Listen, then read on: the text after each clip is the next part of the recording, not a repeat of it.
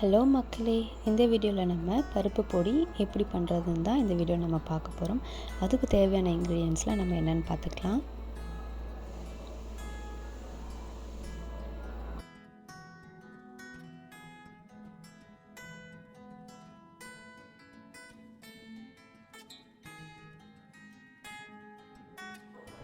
இப்போ ஒரு பேனை சூட் பண்ணிவிட்டு அதில் கடலைப்பருப்பு 3 டேபிள் ஸ்பூன் போட்டு மீடியம் ஃப்ளேமில் வந்து வறுத்துக்கலாம். அதுக்கப்புறமா கொஞ்சம் உளுந்தம் பருப்பு 2 டேபிள் ஸ்பூன் போட்டு அதையும் கொஞ்சம் நல்லா லோ ஃப்ளேம்லேயே வறுத்துக்கலாம். 8லேருந்து 10 காஞ்ச மிளகா கூடவே கொஞ்சம் கருவேப்பிலையும் போட்டு அதோடய சேர்ந்து நம்ம வறுத்து எடுத்துக்கலாம்.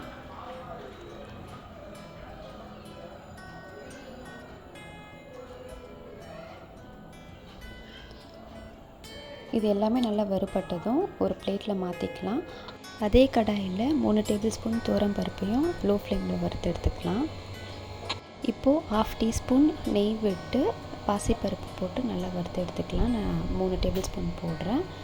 நெக்ஸ்ட்டு உடச்சக்கல்ல நான் 2 டேபிள் ஸ்பூன் போட்டு நான் வறுத்து எடுத்துக்கிறேன். நெக்ஸ்ட்டு 1/2 டீஸ்பூன் நெய் போட்டு 7லேருந்து 8 பூண்டு போட்டு நல்லா வறுத்து எடுத்துக்கிறேன்.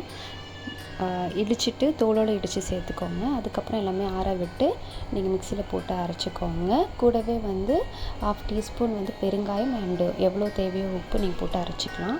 சூப்பராக இருக்கும். கண்டிப்பாக ட்ரை பண்ணி பாருங்கள். அவ்வளோதான் இந்த வீடியோ. தேங்க்யூ.